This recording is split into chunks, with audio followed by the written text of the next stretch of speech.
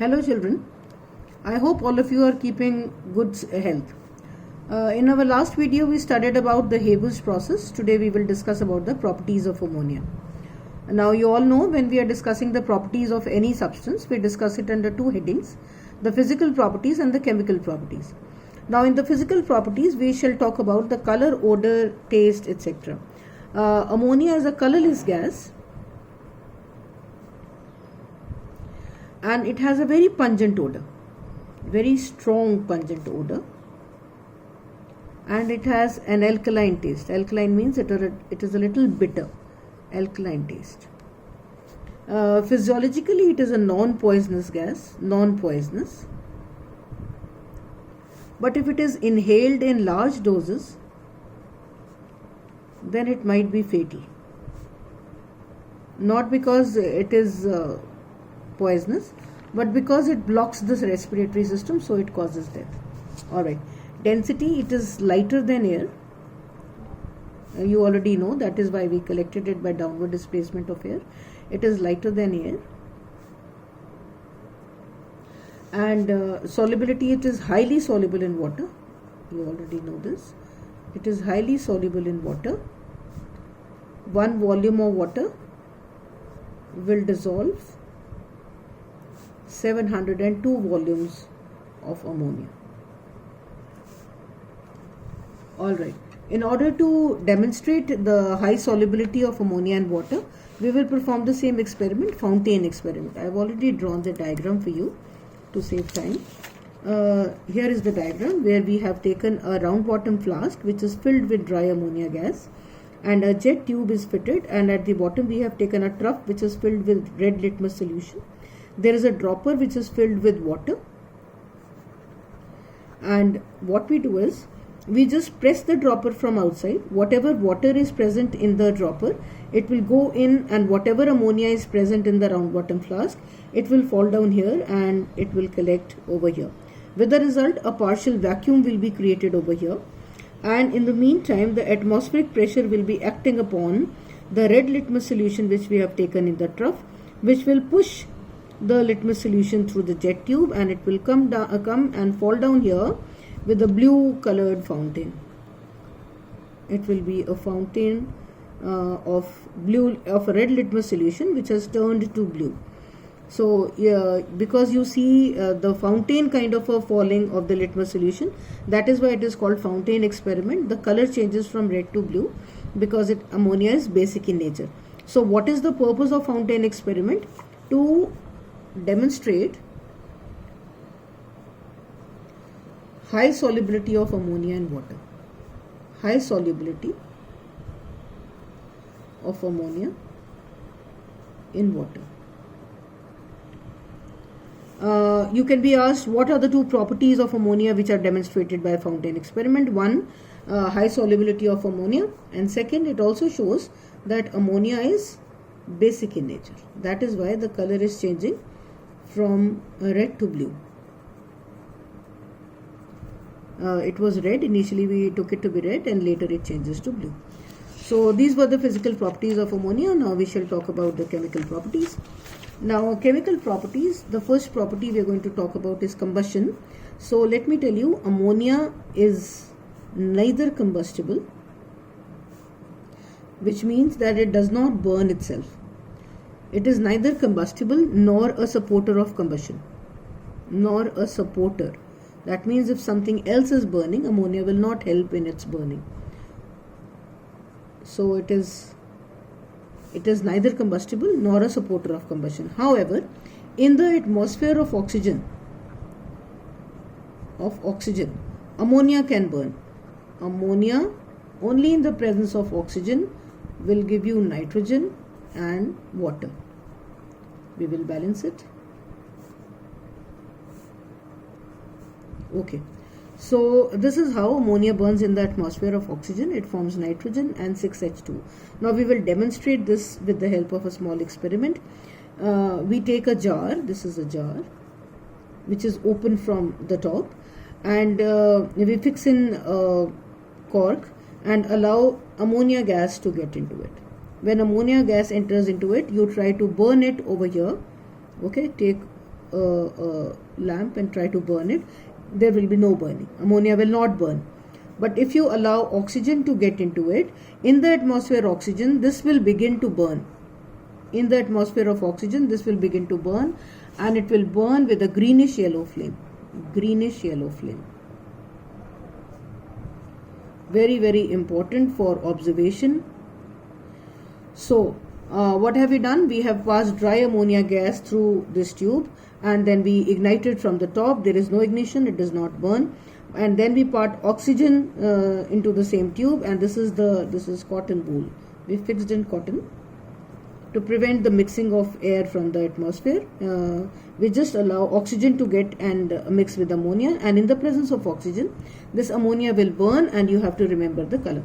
So pass oxygen through tube and reignite the ammonia at the nozzle, and you will observe. Observation is important. Observation is that it will burn with either you can say a green or a greenish yellow flame.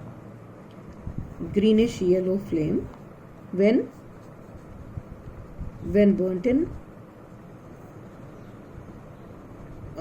the atmosphere of oxygen. So only in the presence of oxygen it will burn with a greenish yellow flame, and the reaction is also very, very important. Okay, so keep in mind the equation as well as the observation.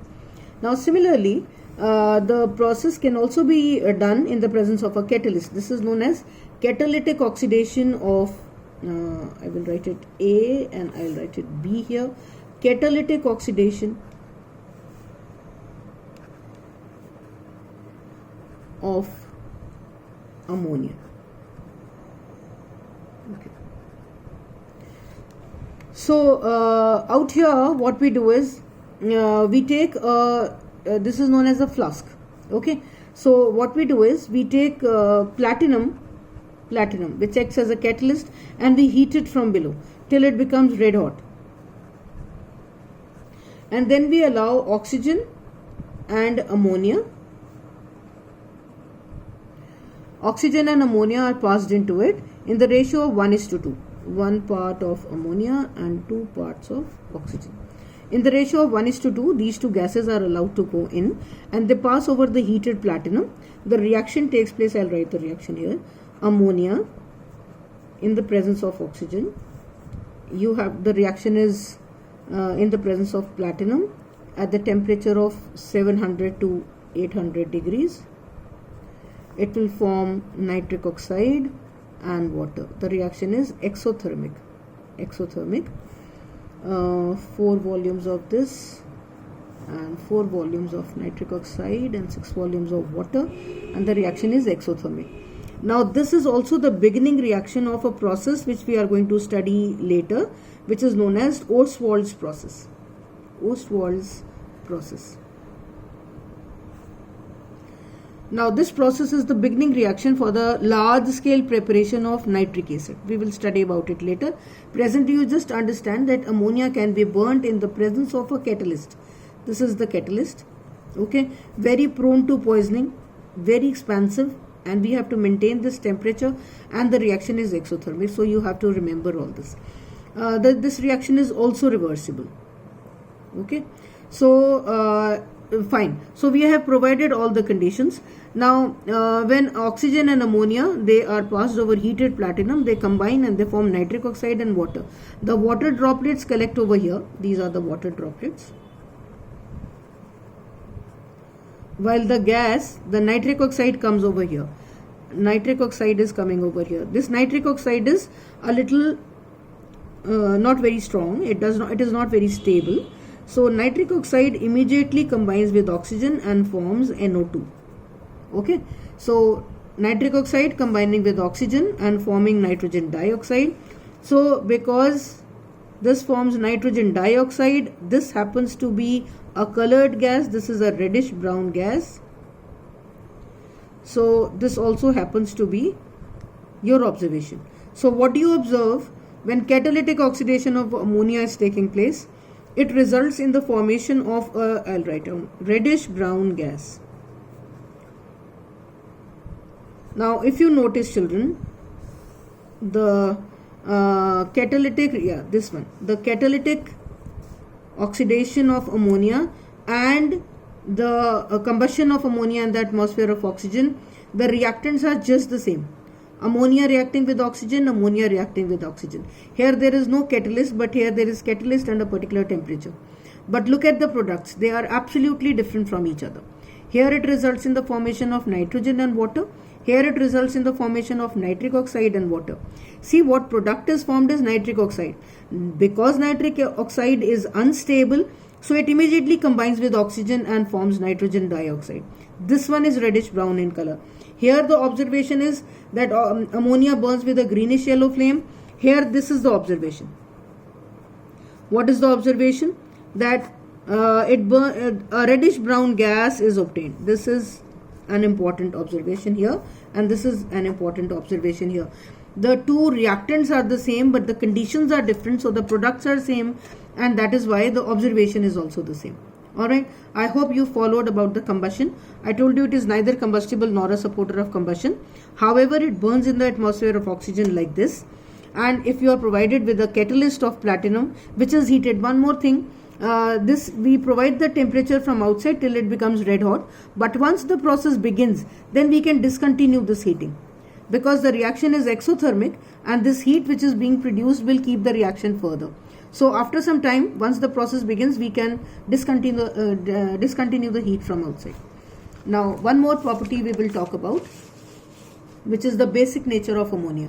Now the first thing before I begin with this property is that if the ammonia is dry or ammonia is in the liquid state, then it will not show any basic character. It is neutral. It is neutral to the litmus solution.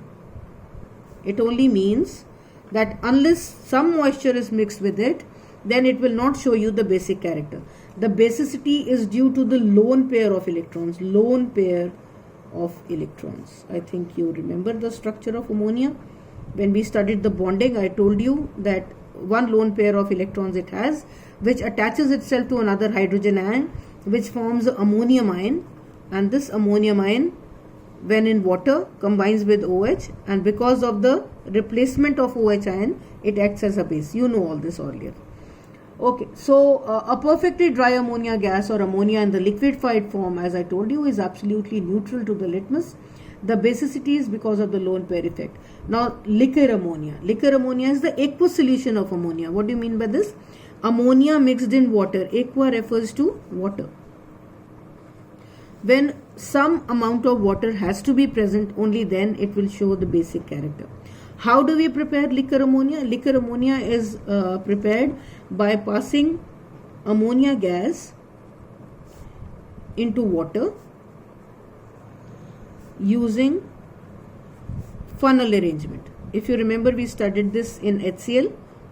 Again, because the solubility is very high, so that is why we use a funnel arrangement, and we allow ammonia to get into water, and by that we can prepare liquor ammonia. So liquor ammonia, that means when ammonia will combine with water and it will form ammonium hydroxide. Okay, this ammonium hydroxide will show dissociation and it will form ammonium ion and hydroxy ion. Okay, hydroxy ion and ammonium ion. Because of this dissociation and because of the liberation of this OH ion, ammonium hydroxide or the liquor ammonia or the ammonia dissolved in water will show the basic character. Very, very important. You have to remember this fact very importantly, that dry or ammonia converted to the liquid state is absolutely neutral. So unless there is some water either with the other reactant or with ammonia, it will not show you the basic character. Okay, and what is the basic nature of ammonia? Why does it show the basic nature? Due to the partial dissociation. Partial means the complete dissociation doesn't take place. But you already know if it is more than 30%, you call it complete. That means less than 30% of ammonium hydroxide dissociates and it forms ammonium ion and hydroxy ion. Now, how do we know? How are ammonium salts formed? Ammonium salts, how are they formed? There are two ways of forming this. Either ammonia can react with any acid, say dilute HCl. Now, dilute HCl will have some water. So that water, because of the lone pair of electrons, the hydrogen ion will attach to ammonia. It will form ammonium ion, and which will combine with OH and form ammonium hydroxide. So that is how the reaction takes place. So ammonia combines with dilute HCl and forms ammonium chloride. Well, you can write the reaction with any other acid, H2SO4 maybe. So it will form ammonium sulfate, or combining with nitric acid, it will form ammonium nitrate. Similarly, ammonium hydroxide in the presence of HCl will also form ammonium chloride and water, or ammonium hydroxide with H2SO4 will form ammonium sulfate and water.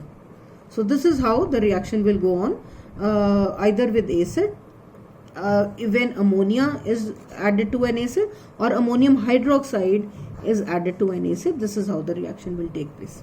Alright, so that should be all for today. We will talk about more about the basic nature of ammonia and more properties in the next video. Alright children, take good care of yourself. Bye bye. God bless you.